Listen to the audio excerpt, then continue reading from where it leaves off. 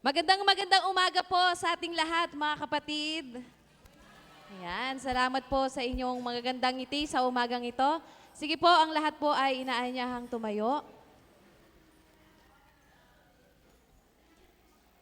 Tayo po ay manalangin. Panginoon, maraming salamat po sa umagang ito, sa biyaya mo, Panginoon, sa biyaya ng buhay, sa lakas. Salamat po sa patuloy mo pong pagsama sa amin. Panginoon, pinagkakatiwala po namin sa iyo ang aming pagsamba. Patuloy po, Panginoon, na ikaw ang maging sentro at patuloy namin maibigay yung the best na pagpupuri, pagsamba at pasasalamat sa iyo, Ama. Salamat po sa mga nangyari. Salamat po sa iyong kalooban at patuloy po kaming magtiwala sa mabuting plano mo, Lord, sa aming mga buhay. Muli, Panginoon, sa iyo po ang papurit pasasalamat at ikaw, Panginoon, ang aming mataas at maparangalan sa umagang ito. Sa pangalan ni Jesus, Amen. Sama-sama po tayong umawit at magpuri sa ating Diyos na buhay. Hallelujah.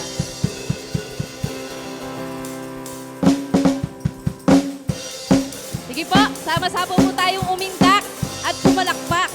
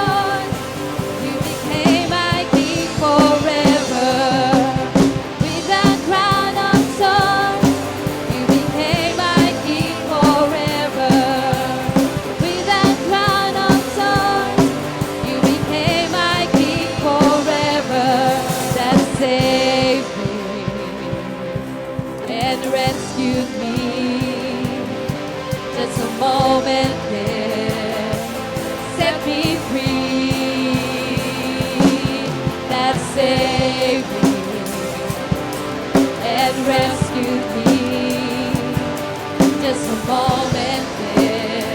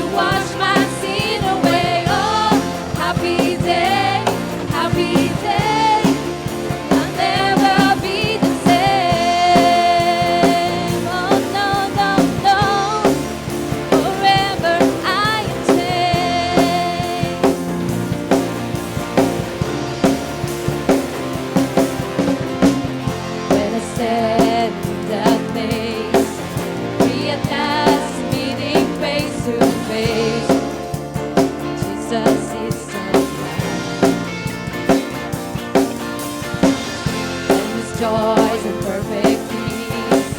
Earthly pain, finally we sing, celebrate. Jesus is alive. He is alive. Happy day, and oh, happy day, happy day. You wash my sin away. Oh, happy day, happy day. I'll never be the same. Oh, happy day, happy day. You wash my sin away. Oh, happy day, happy day. I'll never be the same.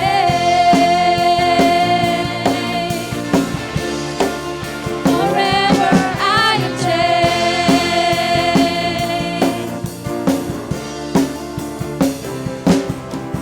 And oh, what a glorious day, what a glorious way that you have saved me. And oh, what a glorious day, what a glorious day, Jesus. And oh, happy day, happy day.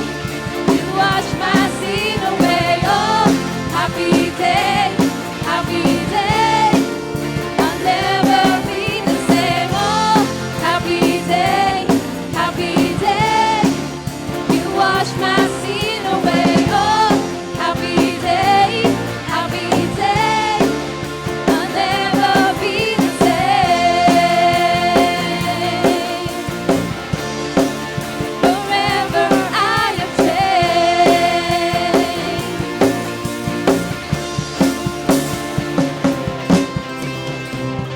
Hallelujah. Praise you, Jesus. We give you glory, Panginoon. Patuloy po tayong umawit ng papuri, awitin sa ating Diyos. Tunay nga, ang Diyos po ay mabuti sa lahat ng panahon.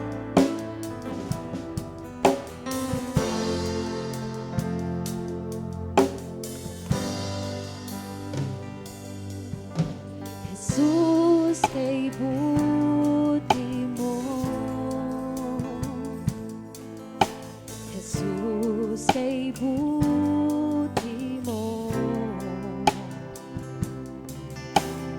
Lagi kang tapat sa iyong mga pangako. Jesus, kay buti mo.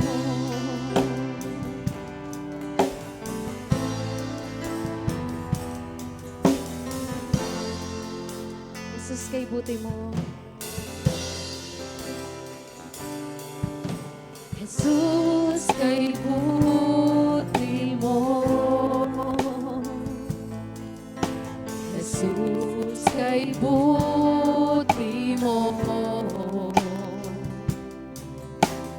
Lagi kang tapat sa iyong mga pangako. Jesus, kay buti mo.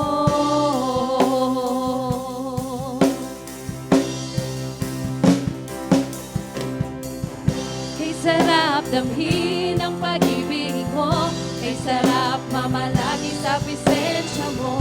Ang pangalan mong banal, oh Diyos, ay tunay ngang walang kabantay.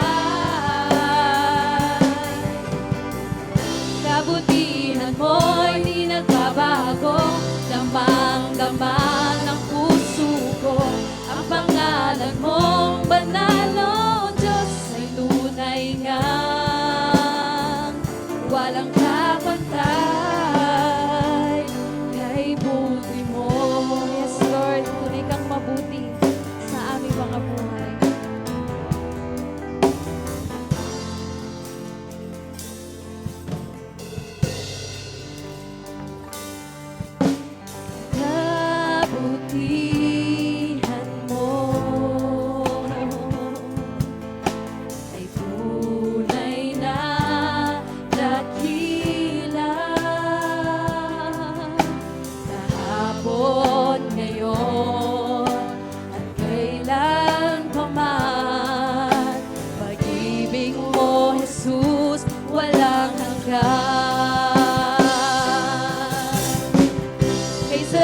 damhin ang pag-ibig mo.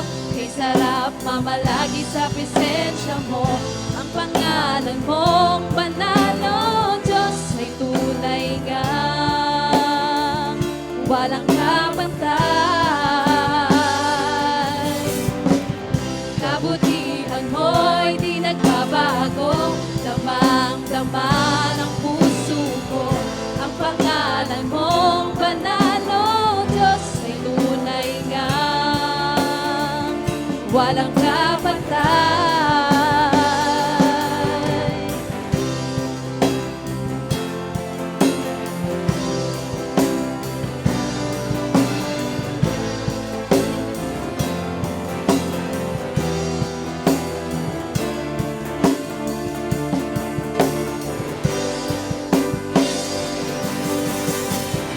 Kay sarap damhin ang pag-ibig mo, kay sarap mamalagi sa presensya mo. Ang pangalan mong panalo, Diyos ay tunay ngang walang kapantay. Kabutihan mo'y di nagbabago, damang-dama ng puso ko. Ang pangalan mong panalo, Diyos ay tunay ngang walang kapantay. Ay tunay ngang walang kapantay. Ay tunay ngang walang kapantay. Ay buti mo.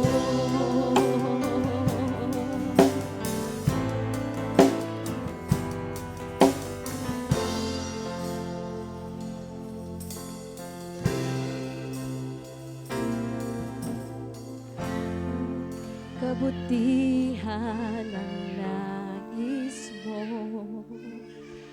binigay mong buhay ay ganap at husto. Sa landas ng pagbabago, katuwiran mo ang lalakaran ko. Kabutihan ang nais mo, binigay mong buhay ay ganap at gusto. Sa landas ng pagbabago, katuwiran mo ang lalakaran ko.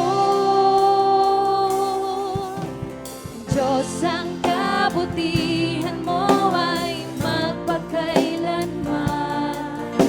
Ikaw ang simula at katapusan. Hindi ka nagmamali, katapatan mo'y walang hanggan. Ang kabutihan mo'y magpakailanman. Diyos, ang kagandahan ng kalooban mo, naglalarawan ng dakilang pag-ibig mo. Sa landas ng pagbabago, katuwiran mo ang lalakaran ko. Diyos, ang kabutihan mo ay magpakailanman. Ikaw ang simula at katapusan. Hindi ka nagmamaliw, katapatan mo'y walang hanggan. Ang kabutihan mo'y magpakailanman. Diyos ng kabutihan, Diyos ang kabutihan mo ay magpakailanman. Ikaw ang simula at katapusan. Hindi ka nagmamaliw, katapatan mo'y walang hanggan. Ang kabutihan mo'y magpakailanman.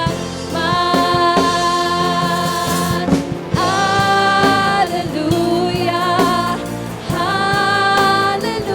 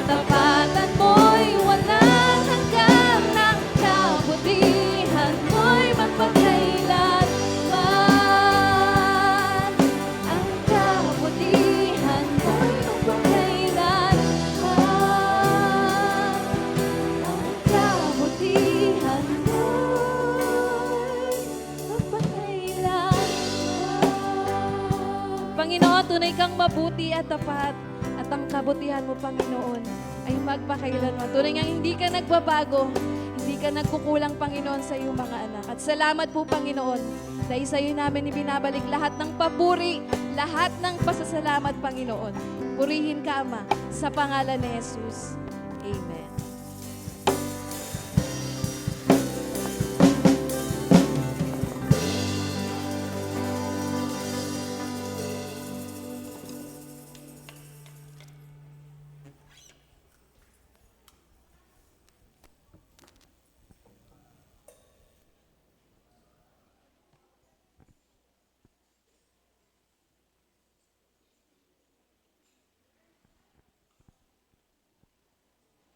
Gandang umaga po mga kapatid. Naging merry po ba ang Christmas nyo? Parang yung iba, hanggang ngayon, nasa bakasyon pa, no? Ini-enjoy pa ang Christmas. Anyway, katulad po ng paalala ko po kanina sa LAM before we started. Anyway, kayo po na mga kasama at kaysa po namin online. Magandang umaga rin po sa inyo at salamat po sa inyong pakikiisa at pakikibahagi sa ating sama-samang pagsamba ngayong umaga. Pagbalik ko po, kanina po sa pag-pray po namin ng LAM, I keep on reminding them and just want to remind each one also na ang Pasko naman po ay hindi lamang po a one-time event. No? So, the essence of Christmas, katulad po ng sabi natin last Sunday, is the severity of sin, no? At the same time po ay the solutions of it. So, kaya po we can enjoy Christmas even in every season. And din nga po, no, actually kausap ko po kahapon yung kapatid ko. Ngayon po sa Taiwan, sipin nyo po yung influence natin, just to celebrate Christmas. Ngayon po yung start na yung Taiwan, officially, celebrate na rin. Kumbaga, holiday na rin po sa kanila ang Christmas. So, ganun po katindi ang influence natin as far as Christmas is concerned. Pero siyempre, pagkatapos po ng Christmas o ng Pasko, ano na? Ayan, New Year na po, bagong taon na. Tanong mo nga yung katabi mo kung may New Year's resolution. Ayan, wow. Ilang beses na ba yung New Year's resolution na yan? May nangyari ba? May naganap naman ba sa mga New Year's resolution na yan? So sa atin po ng mga mananampalataya, we are not just having a New Year's resolution. But we are aiming towards it.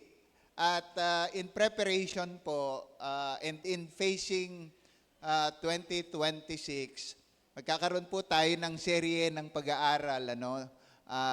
Pinamagatan ko po ito, hindi lang po New Year's resolution, kundi prayer for 2026. Bakit po ba hindi natin angkop gamitin ang New Year's resolution? Ikaw na sa sarili mo makakasagot niyan.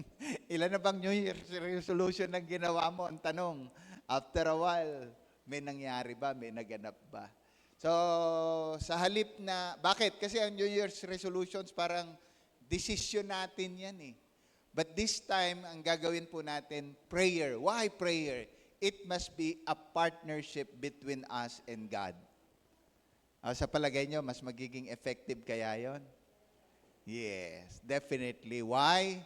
Yun na po talaga ang totoo eh. Ang Bible na po ang nagsabi, apart from me, you can do nothing. Therefore, sa pagharap po natin sa 2026, magkaroon po talaga tayo ng prayer. But specific prayer. Hindi lang yung, Lord, ikaw na bahala sa 2026. Hindi. Titingnan po natin ang isang aklat ng banal na kasulatan na kung saan ay sinulatan ni Pablo ang mga mananampalataya sa Pilipos. So, ang magiging basis po ng prayer po natin for 2026 will be found in Philippians. So, Pilipos po, chapter 1, verses 9 to 11. Pwede po bang tumayo tayo lahat, mga kapatid? at bilang pagbibigay galang po sa pagbasa ng kanyang mga salita. But then, yun pong mga hindi na makakatayo at mahirapan po kayong tumayo, okay lang po, lalo na po yung mga may mga dinaramdam, okay lang po na hindi kayo makatayo. Ano? Pero, pwede po bang basahin nyo na po yan in unison? Ano? 3 verse lang naman po yan. Andyan naman na po sa screen. Pagbilang ko po ng 3, pakibasa nyo po. Ano? Sa Pilipos po yan, Kapitulo 1, talatang 1 hanggang 11. So, the count of 3. 1, 2, 3.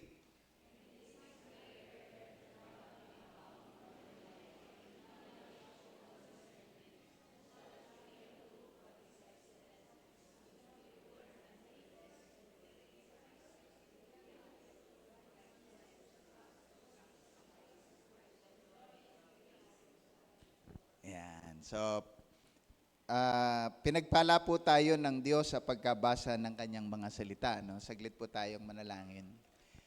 Ikaw po na dahilan at may panukala ng aming sama-samang pagsamba ngayong umaga. Ipinagpapasalamat po namin ang pagkakataong ito at ang pribilehiyong ito. Na bago pa harapin ang 2026, binigyan mo kami ng pagkakataong sama-samang sumamba sa iyo.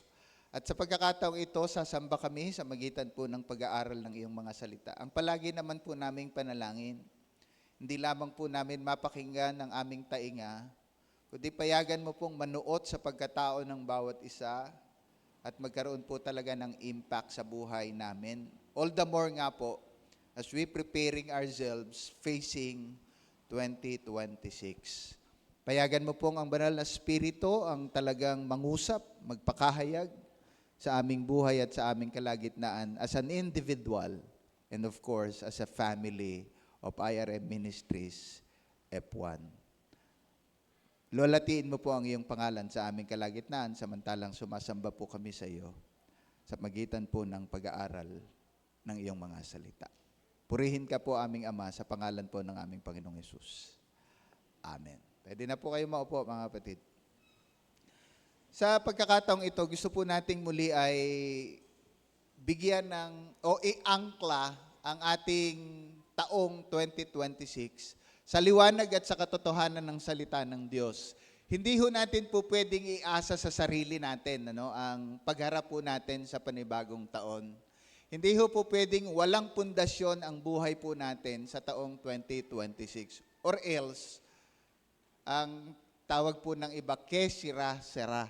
Tingnan mo nga po yung katabi mo, mukha bang sira-sira na? Hindi po sira-sira yun sira-sira. Whatever will be, will be. Kumbaga, you are just passing. No? Wala pong intention, walang purpose. Therefore, kailangan po nating magkaroon ng pundasyon, magkaroon po ng angkla ang ating buhay para po mas lalo magkaroon ito ng kahulugan at kabuluhan. At ito po ang makikita po natin sa sulat ni Pablo sa mga mananampalataya sa Pilipos. Ang Pilipos po ay isinulat ni Apostol Pablo dahilan sa ilang mga bagay. Una po, gusto talaga ni Pablo i-appreciate ang mga taga-Pilipos. Di ba? Bakit? Kasi nga po ang mga taga-Pilipos, ang mga mananampalataya sa Pilipos ay nakipag-partner kay Paul. Partner po in a sense na actually tinanggap ng mga taga-Pilipos ang Panginoong Hesus dahilan sa buhay, dahilan sa pagbiministeryo ni Pablo sa kanila. Pero hindi lamang po yun. Pagkatapos nilang kilalanin ang Panginoon, nagpatuloy sila sa pananampalataya nila. Habang nagpapatuloy sila sa pananampalataya, sila po ay sumuporta at nagmalasakit po kay Pablo sa maraming pagkakataon. At habang sinusulat po ni Apostol Pablo ang aklat ng Pilipos, siya po ay naka-house arrest. Bahagi na po ito ng kanyang prison epistles. When we say prison epistles, sinulat po niya yon samantalang siya ay nakabilanggo. No? At ang nakakatuwa po na isa sa paksa na tinalakay po ni Pablo sa mga taga-Pilipos ay ang kagalakan. Can you imagine the irony of the book, di ba? Ang idinidiscuss ni Pablo ay kagalakan, kasiyahan sa Panginoon, samantalang siya mismo ay nasaan? Naka-house arrest or a kind of kulungan. No? So, ganun po yung na ang dahilan naman kung bakit siya nakulong ay dahilan sa kanyang paglilingkod, dahilan sa kanyang pangangaral. Can you imagine that? No? Samantalang ikaw ay naglilingkod sa Panginoon, nakulong ka, samantalang ikaw ay nakakulong, no? Dahilan sa pagmamahal at pagmamalasakit mo sa iyong kongregasyon, ikaw pa rin ang nagbigay sa kanila ng lakas ng loob. Hindi lamang po yun, in-emphasize din ni Apostol Pablo in chapter 2 yung pagkakaisa. Yung pagkakapatiran na bahagi po nun ay matatalakay din po natin maya-maya. Isa pa po sa highlight ng Book of Philippians ay yung pag-a-appreciate talaga ni Pablo sa pagmamalasakit nila sa kanya. Hindi lamang po sa kanyang pangangailangan, kundi yung malalim talagang pagmamalasakit. Another thing which is, ito po ay bahagi rin ng ating matatalakay mamaya, ay yung pagbibigay niya ng babala sa mga false teachers and false teachings. Na ito po ang malungkot. Nakaka-penetrate po sa loob. Kaya po ingat tayo. Tingnan mo yung katabi mo. Ingat ka din dyan. Hindi natin alam kung infiltrator yan o ikaw ang infiltrator dyan sa katabi mo. So, bahagi po yun na actually mamaya ay bibigyang pansin po natin. At huli po na binigyang pansin ni Pablo sa mga taga-Pilipos ay yung pananaw o mindset. Paano ba nila dapat tingnan ang mga bagay-bagay? Kasi po, tingnan nyo po samantalang si Pablo ay nakakulong, paulit-ulit niyang sinabi ang salitang, rejoice in the Lord always. Again, I say, rejoice, rejoice. Di ba? So, ibig sabihin, kakaibang mindset po ito na kumbaga binabasag ni Apostol Pablo sa pananaw ng mga mananampalataya ng Pilipos. At ngayon po, gusto din po natin sa ilalim ng biyaya ng Diyos, ako po personally bilang pastor ninyo, ay ito po ang nais po nating bigyang pansin ngayong umaga. Sige nga anak, this is what I want this 2026 for each one of us. No? Hindi na, yung thesis muna tayo. Ayan. Ito yung proposition muna. Ito yung gusto nating bigyang diin. Hindi ba naisulat? Pero nakita ko, ayan. Hindi. Sige na. Yan. Ay, hindi pa rin. Okay, so sige po. Ito po, tingnan nyo po, no? Sabi po, Paul expresses his prayer for Philippians. Ipinahayag ni Pablo ang kanyang panalangin para sa mga taga-Pilipos. And mga kapatid, bilang manggagawa ninyo, bilang pastor, this is also my prayer for you for 2026. Ito po yung prayer ni Paul. What is Paul's longing towards Philippians na idinaan niya po sa prayer? 4 na bagay po ang ating pag-uusapan. Makikita po natin sa mga talatang ating binasa. Bagamat po ngayong umaga, 2 po muna yung ating pag-aaralan. Pagka nakatawid po tayo sa 2026,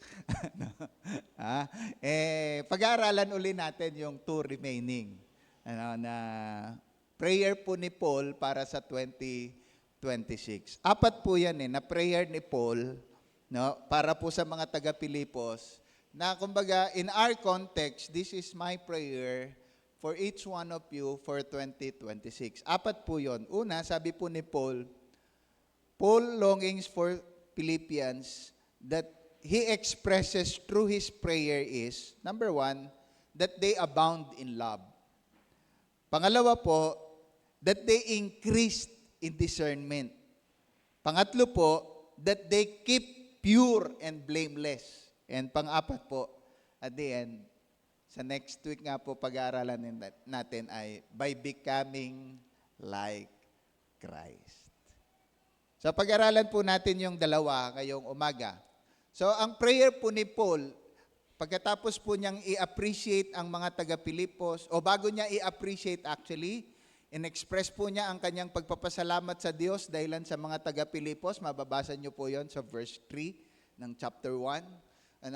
Yung partnership, at kung ano po yung salutations na nakapaloob po doon. Pero pagdating po sa verse 9, mababasa po natin, una po, sige nga anak, yung verse Ipaki-flash mo na. Pakibasa nyo po. Ready, go.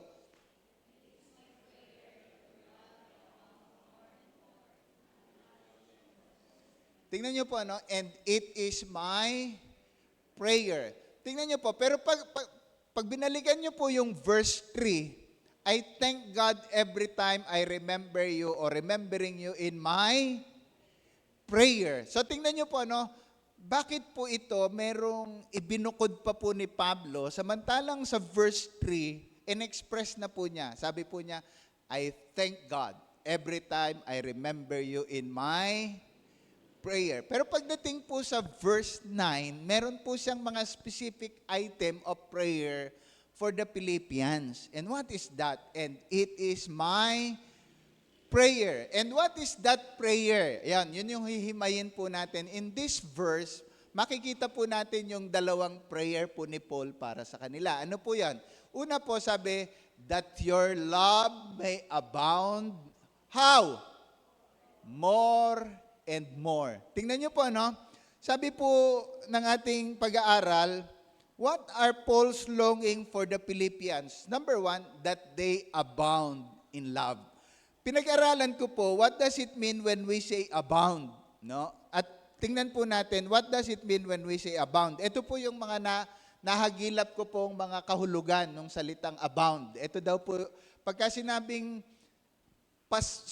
lalo pa kayong sumagana sa pagmamahal. Mga kapatid, hindi po sinasabi ni Pablo na walang pagmamahal ang mga taga-Pilipos. No, kundi ipinapakilala ni Pablo, binibigyang diin ni Pablo, at idinadalangin ni Pablo na yung pagmamahal na meron ang mga taga-Pilipos ay ano ang mangyari?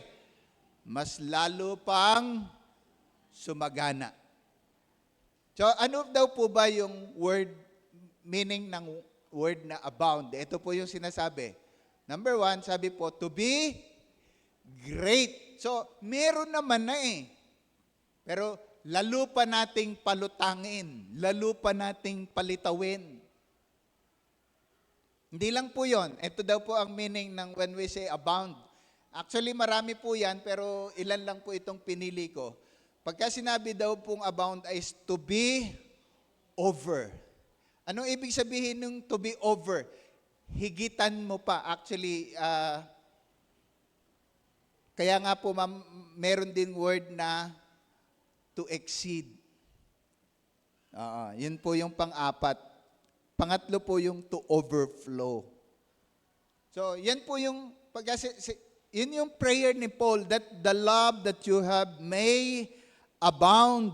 Sinasabi ni Pablo sa mga taga-Pilipos, and this is my prayer for you, that your love may abound, that your love to become great, to be over, to overflow, and to exceed. Tingnan mo nga yung katabi mo. Love mo ba yan? Ang tanong, love ka ba niyan? Ang tanong, yung love ba niyan is great? Yung love ba niyan sa iyo nag-overflow? Yung love mo ba diyan sa katabi mo nag-overflow? Yung love mo ba diyan sa katabi mo ay nag-i-exceed? Yun yung prayer po ni Paul sa mga taga-Pilipos. Pangalawa po, hindi lamang po basta love yan. Sabi po diyan, to be great, to be over, to overflow, to exceed. Dalawang bagay po. Ano yon? In quality and in quantity. When we say abound, it speaks about the quality and the quantity. Minsan po kasi, hindi, okay lang yung kahit kaunti, basta may quality. No, basta't may quality yan, magkakaroon ng quantity yan. And kaya lang nagkakaroon ng kung talagang may quality yan, magkakaroon yan ng quantity. And ang katibayan kung bakit may quantity, may quality. Hindi ho po pwedeng one or the other.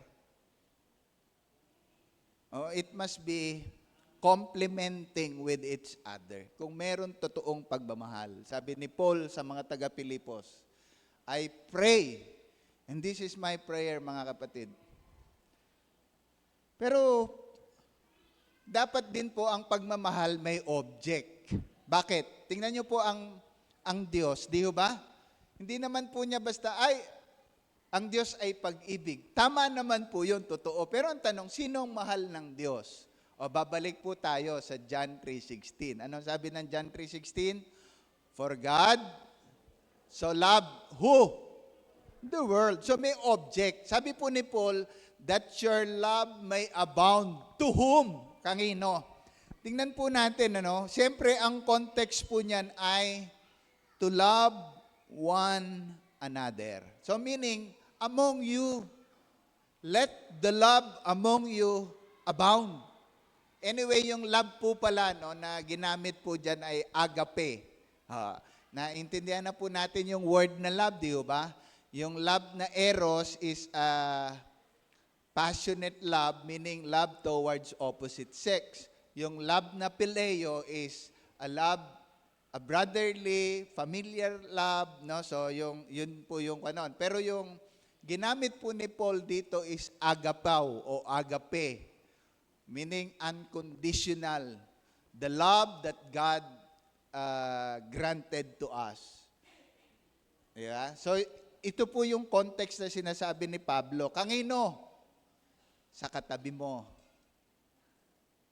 Bakit? Si Jesus nagbigay na ng warning Kung ang mamahalin mo lang yung kaibig-ibig, hello, anong pagkakaiba mo? Kahit ang mga hintil, ginagawa din yan. Therefore, binibigyang diin ni Pablo sa mga taga-Pilipos, let your love abound. Ang problema sa maraming simbahan, hindi yung pagmamahal ang pinapalago at pinapaunlad. Sana po sa 2026 sa IRM Ministries F1, let the love for one another abound. Pwede po ba yon? And as an example, gusto po nating makita ang sinasabi ng Bible sa mga taga-Tesalonica. Why? Kasi po dapat maintindihan po natin ang Tesalonica kung paano po in-appreciate ni Pablo patungkol sa pagmamahal. Ito po sabi po ni Paul sa mga taga-Tesalonica in 2 Thessalonians chapter 2 verse 3. Pakibasa nyo po. Ready, go.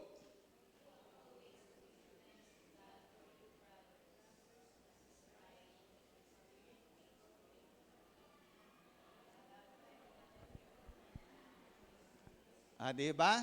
Sabi po ni Paul diyan sa mga taga-Tesalonica, ang appreciation po ni Pablo sa mga taga-Tesalonica is their love for one another. Actually, mga bagong mananampalataya ang mga taga-Tesalonica nung sulatan niya yon. Pero ang nakita agad ni Pablo na lutang sa mga taga-Tesalonica, di ba? Ay yung pagmamahal nila sa isa't isa. Therefore, ang sabi niya, we ought always to give thanks to God for you, brothers, as is right. Why? Because your faith is growing abundantly and your love for every one of you, for one another is what? Increasing. So, yung bang pagmamahal mo sa katabi mo, mas lalong lumalago. So, yun. Pangalawa po, hindi lamang po love for one another, kundi also love for others. Diba? So sana po sa IRM Ministries F1, hindi lang yung pagmamahal din natin sa isa't isa. Anyway, to be aware of,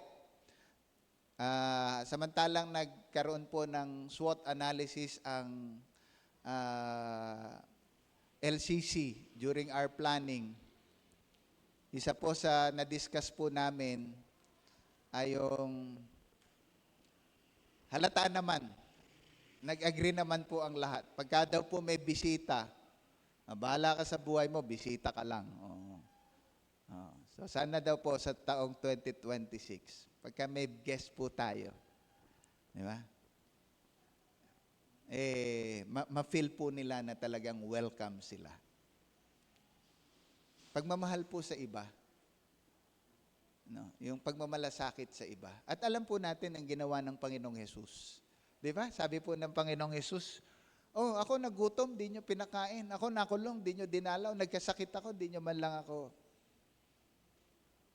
dinamayan. Sabi nung kahit kailan ka nagutom na hindi ka namin pinakain? Kailan ka nakulong na hindi ka namin? Sabi niya, ano sabi ni Jesus? Ano mang gawin mo sa mga maliliit na ito, ginagawa mo sa akin. So sige, assuming may pagmamahal tayo sa isa't isa, ay how about yung mga wala pang pagkakilala sa Panginoon? So what I am praying for IRM Ministries F1 for 2021 is that our love may abound. Tingnan niyo po, sabi po ni Peter in 1 Peter chapter 4 verse 8. Ayan. Pakibasa niyo po. Ready? Go.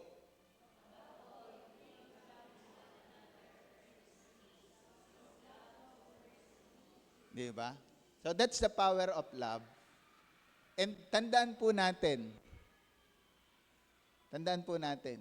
ang may kapasidad lang magmahal ay yung nakaranas ng totoong pagmamahal. Question, mga kapatid, naranasan mo na ba ang pagmamahal ng Diyos? Tinanggap mo na ba ang pagmamahal ng Diyos? Therefore, we have all the capacity already to love one another and to love others. Pangalawa po, na panalangin po ni Pablo sa mga taga-Pilipos, and that is also my prayer for IRM Ministries F1 for 2026, is not only to abound in love, but also to increase in discernment. Tingnan po natin yung sumunod na talata, no? Increasing in discernment. Tingnan po natin yung verse 9 pa rin po. Verse 9. Tingnan niyo po, no? It is my prayer that your love may abound. How? More and more. And, sabi po, with knowledge and all, what? Discernment. For what? So that you may approve what is excellent. So, ibig sabihin, tingnan niyo po, Paul is praying. Yes, partner na po ni Pablo ang mga taga-Pilipos as far as gospel proclamation is concerned. Partner na po ni Pablo ang mga taga-Pilipos as far as finances is concerned. Meaning, tumutulong po talaga sila kay Pablo, hindi lamang financially, kundi sila rin po ay humahayo, sila rin po ay pero pinapanalangin pa rin ni Pablo na na sa kabila ng kanilang ginagawa, dagdagan sila ng Diyos ng kapasidad para magkaroon ng pagkaunawa o pagkaalam. Actually, discernment ang sinasabi rito. Marami po ang nagkakamali patungkol sa discernment. Hindi po discernment yung pagkaalam ng mabuti at masama. Bakit? Common knowledge po yun. Hello? Hindi mo kailangan ng discernment doon sa pagkaalam ng mabuti at ng masama, ng mali at ng tama. Saan natin kailangan ang discernment? At yun yung pag-uusapan po natin. Una, discernment speaks about spiritual wisdom or spiritual guidance. In every decisions na gagawin natin, ano ang sinasabi ng Diyos? Ito man nakakatawa sa mga mananampalataya. Nakakatawa ha? Hindi nakakatuwa. Nakakatawa. Lord, anong gusto mo? Sinabi na sa Bible, ibigay mong buong buo ang iyong ikapo. Lord, sigurado ka ba? Diba? Kunyari interesado tayo na malaman ng kalooban ng Diyos. Pag sinabi naman ng Diyos kung anong kalooban niya, Lord, sigurado ka ba? Lord, ako ba talaga yun?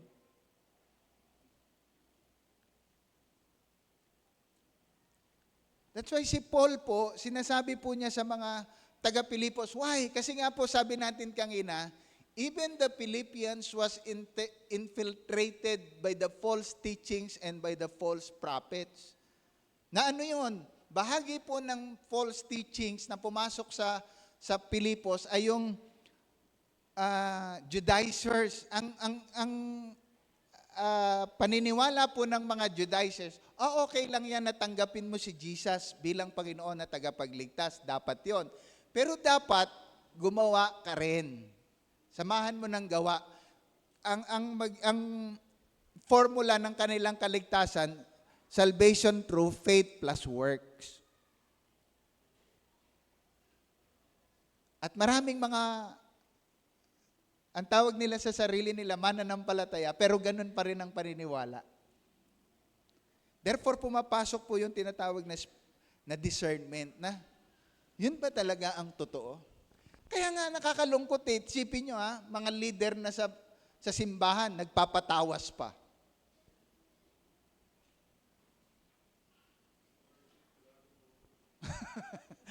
Di ba? Nagpapahula pa. Yung biktima pa rin ng mga superstitious belief. Bakit? Kasi nga pagkakataon niya ng kaaway to deceive. And deceptions requires discernment para po talaga magkaroon ng guidance. Kaya nga po, sabi po ni Paul sa mga taga-Colosas, tingnan po natin na Colossians chapter 1 verse 9. Pakibasa nyo. Ready, go.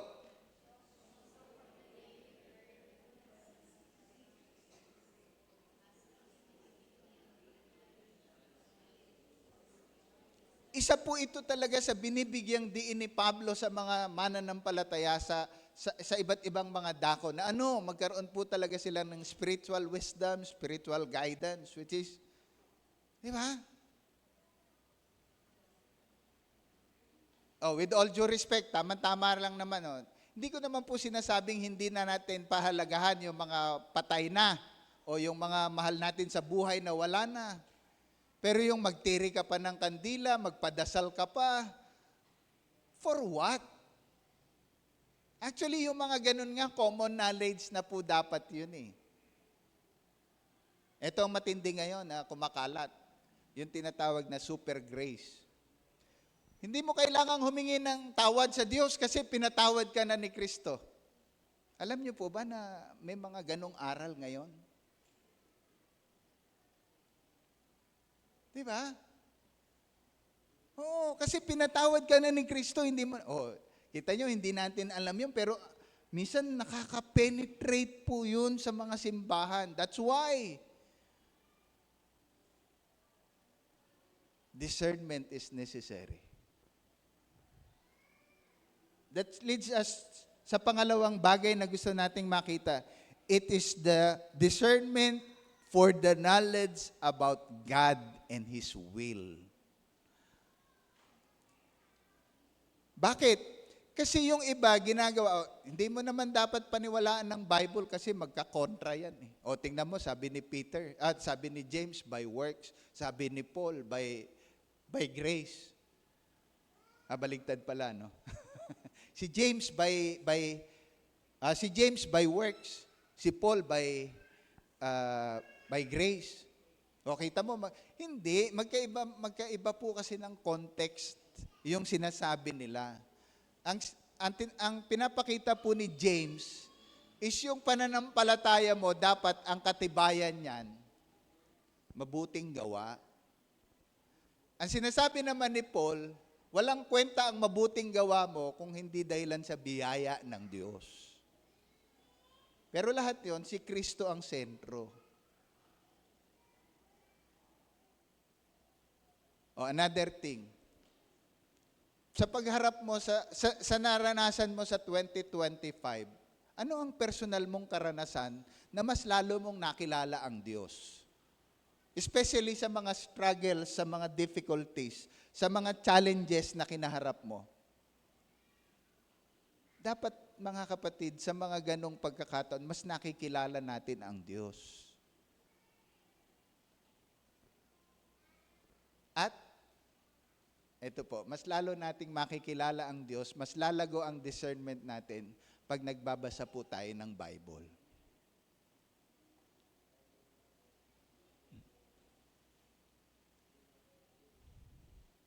So, hindi lamang po yon. Ito po, at ito po yung binigyang diin ni Paul sa mga taga-Pilipos. Detection about false teachers or about false teachings. Tingnan niyo po, in Acts chapter 20, verse 29. Sige nga, anak. Acts chapter, pakibasa nyo. Ready, go.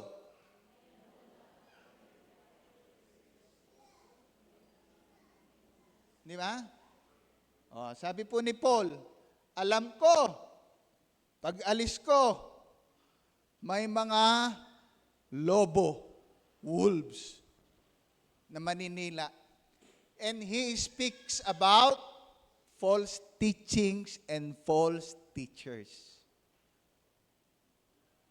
Si Jesus na po ang nagbigay ng warning niyan. Bago ako dumating, sabi niya, may mga bulaang propeta, bulaang guro. Di ba? Ang nakakalungkot, isipin niyo, di po ba? Maraming tao naniniwala.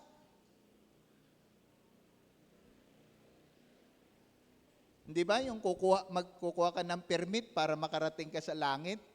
O gano'ng karaming tagasunod nun?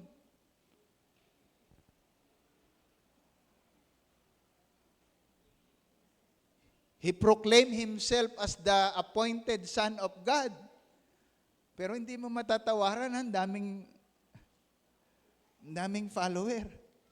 At hindi lang sa Pilipinas. That's why Paul is praying for the Philippians. First, sabi po, to increase their discernment. Detection about false teachers/teachings. Tingnan niyo po, no? Isang preacher po ang may sabi. Naikuan mo ba ito? Hindi. Ayan, pakibasa nyo. Ready, go.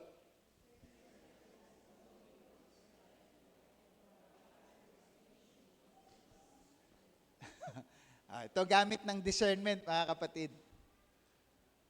Ano yon? Lalo ngayon, ang mga pamemeke ng pera, napaka-kuanan, di ba? Yung grabe na po talaga ang mga scammer ngayon. Nagle-level up na rin sila. Yun po yung sinasabi dito, that we are able to discern. So therefore, hindi po ito yung common knowledge lang, ang prayer po ni Paul. Na ano? Tingnan niyo po, sabi nga po, ang discernment po is yung pagkaalam ng tama at sa parang tama. O kaya tama o parang halos tama. Yun nga, di ba? Pinatawad ka na ni Kristo. Bakit mo pa kailangang humingi ng tawad? Parang tama naman, di ba? Ang malungkot, may tama yun. Sinabi na ni John, malinaw yun, ha? 1 John 1:9, anong sabi? If we confessed our sins, ang context po ng 1 John, mga mananampalataya sinusulatan doon. If we confessed, kung ipapahayag natin.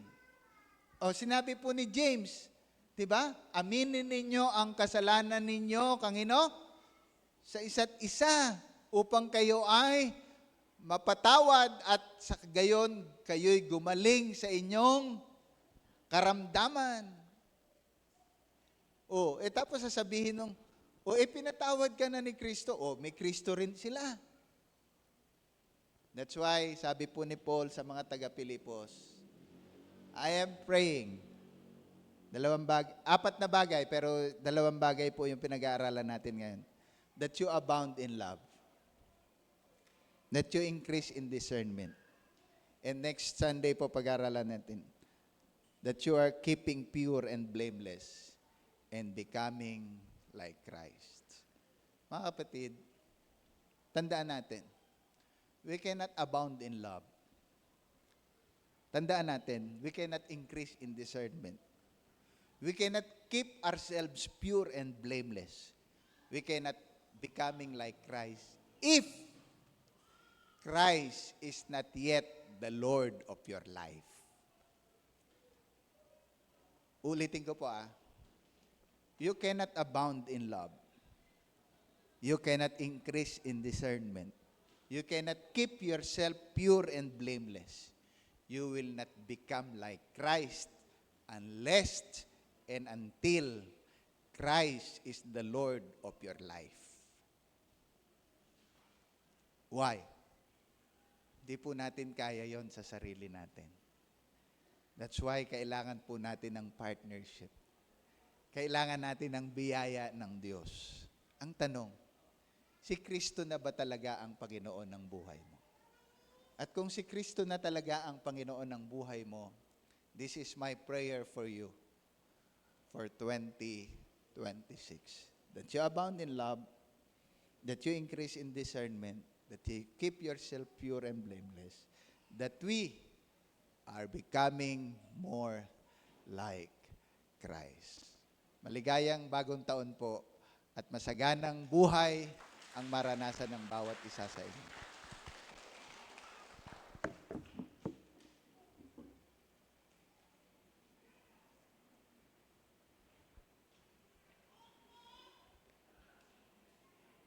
Magandang umaga po mga kapatid. Sa panahon pong ito, tayo po ay sasamba sa Diyos sa pamagitan po ng ating mga paghahandog. Paalala lamang po sa paghahandog po natin, yung blue and red envelope po muna at saka po yung mga offering po natin yung ilalagay po natin sa basket sa harap. Huwag muna po itong mga white envelope. Sige po, tayo po tayong lahat. Heavenly Father, we are so much grateful po sa inyo sa lahat po ng biyaya na inyo pong pinagkakaloob po sa amin. We are not deserving but your grace abounds. Salamat po Lord sa mga tinangkilik po namin, hindi lamang po sa linggong ito, kundi sa buong taon na ito. Salamat po sa inyong pagmamahal, salamat po sa inyong biyaya na patuloy po na sumasagana sa bawat isa po sa amin. Amin pong panalangin na matagpuan mo po ang aming mga puso, nagbibigay sa paraang hindi po standard namin, kundi kung ano po yung standard po ninyo. Magbigay kagalakan po sa inyo ang mga bagay na ito at panalangin po namin. Patuloy niyo pong pagpalain ang negosyo ng aming mga kapatiran. Patuloy niyo po silang pasaganain sa iba't ibang trabaho na inyo pong ipinagkakatiwala sa kanila. Patuloy niyo pong pagpalain ang mga estudyante, ang mga baon po nila na patuloy na mag-grow po sila, Panginoon. Panalangin po namin ang pagpapalawak ng iyong kaharian, ang lahat po ng malilikom na ito ay para lamang sa inyong karangalan. Ito po ang aming panalangin sa pangalan ni Jesus. Amen.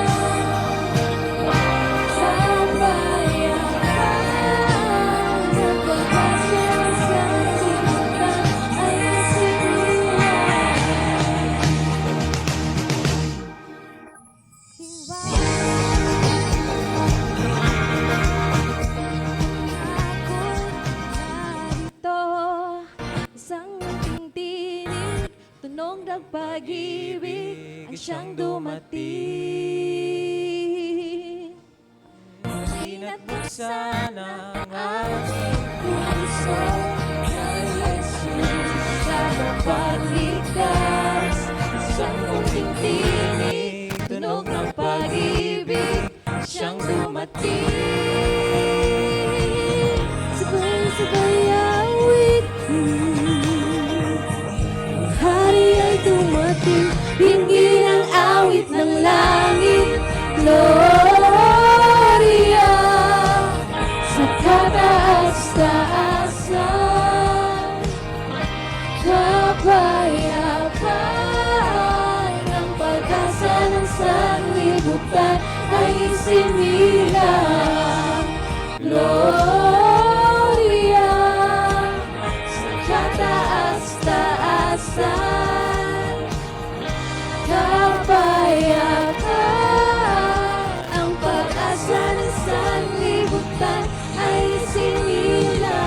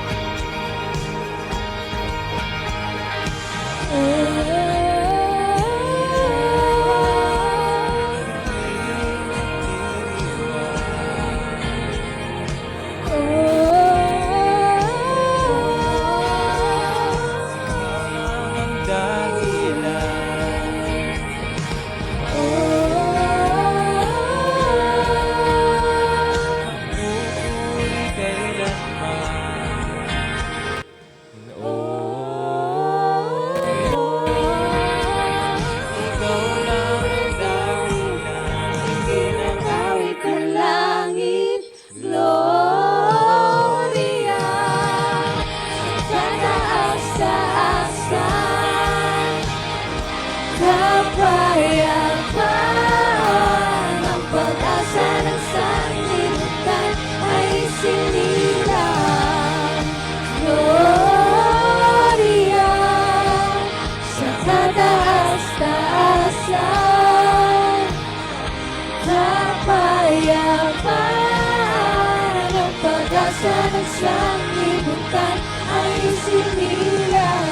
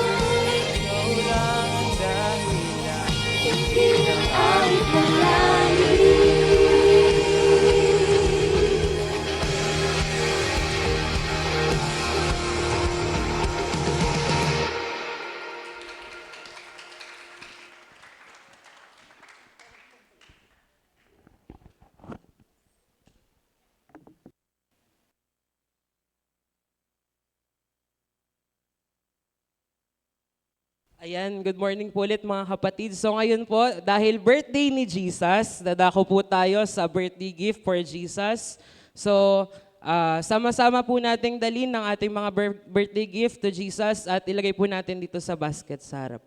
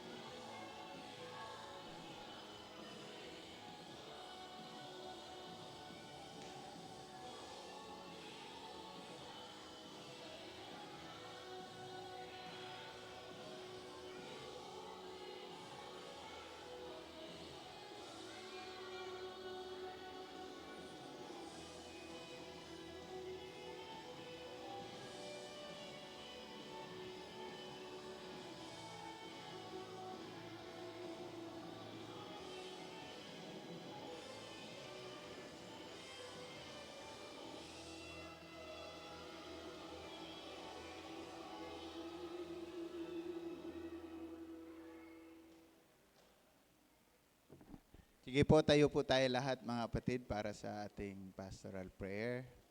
Before I pray, pwede po bang kayo po sa sarili po ninyo muna? Ano po yung mga bagay na nais po nating ipagpasalamat sa Diyos para sa taong 2025? Sige po, usalin po natin on our own way how the Lord been so good, how the Lord graciously abound His love, favor, all the privileges, mga kapatid, health, healing, restorations, forgiveness, freedom, in any area, in every aspect. Hindi lang po ng individual na buhay natin, ng ating family, as well as our ministries, business.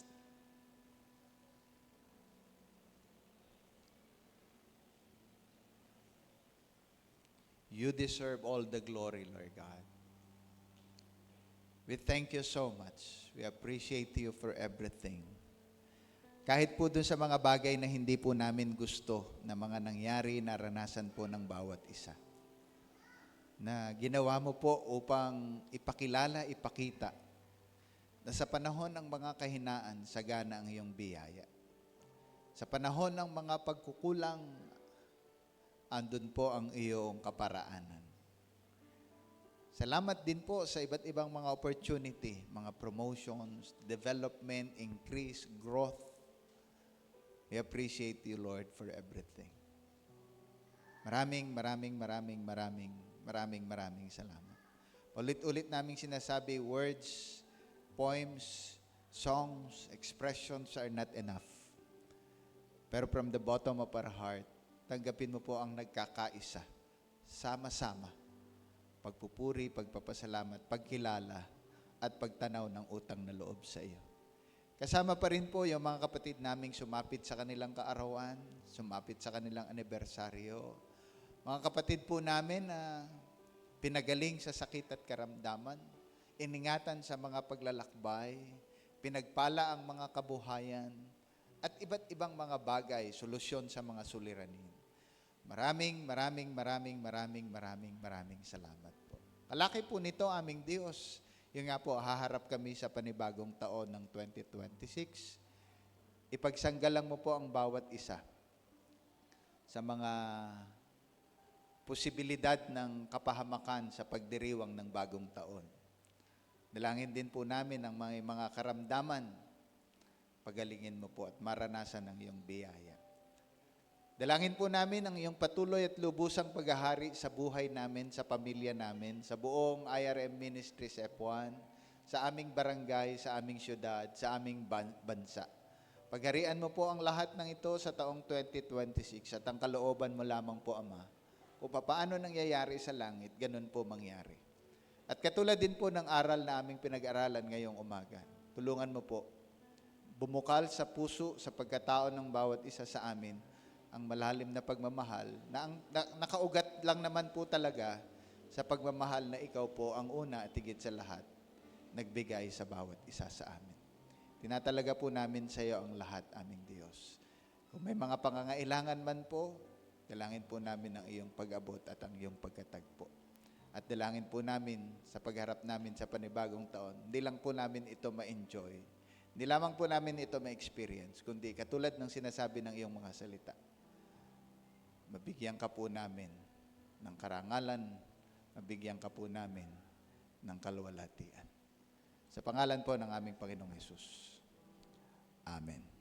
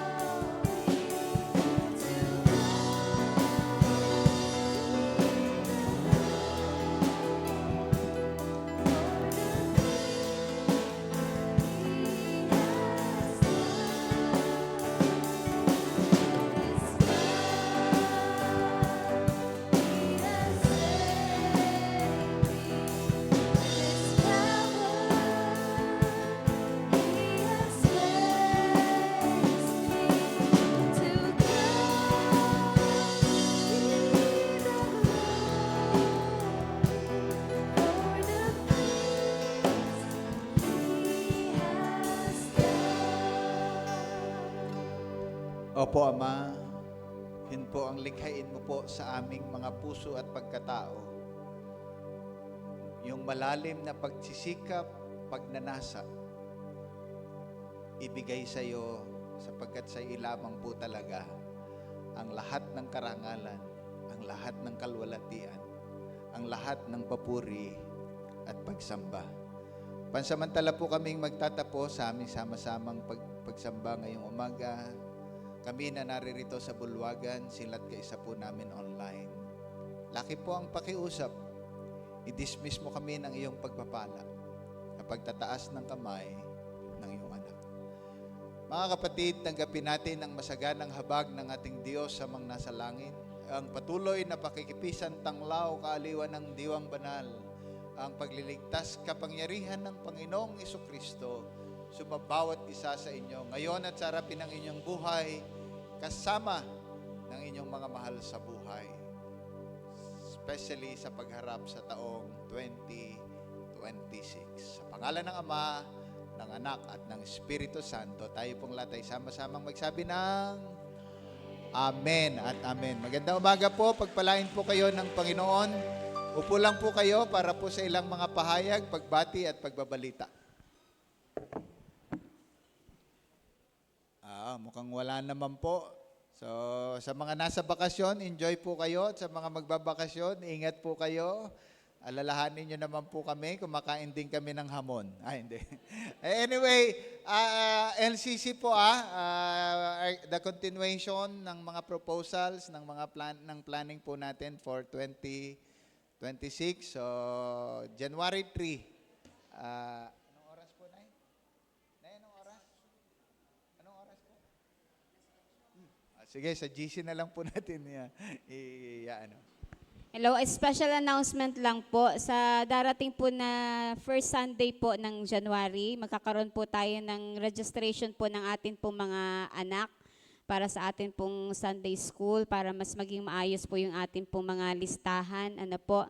Kaya palabas po kami ng simple form, especially po dun sa mga kids po natin na hindi pa alam nila yung kanilang kumpletong pangalan at ang kanilang edad. So makikisuyo po ako sa mga magulang na naririto sa susunod po na linggo ay pakisulatan po yung mga papel na amin pong ipalalabas para po sa magiging registration po ng inyo pong mga anak sa atin pong Sunday school, starting po next year. Isang pananambahan na po ulit tayo sa susunod na linggo. Ano na po yan, bumabati po sa inyo ng Happy New Year. So alas 8 po ng inunahan ko na, alas 8 po ng umaga pa rin po tayo sa susunod. Mas mainam po, isama po natin ang ating pong buong pamilya, ang ating mga asawa, mga anak, sa unang pagsamba sa araw po ng linggo, the year 2026. Magandang umaga po at pagpalain po tayong lahat ng Panginoon. God bless po sa ating lahat. Happy New Year po.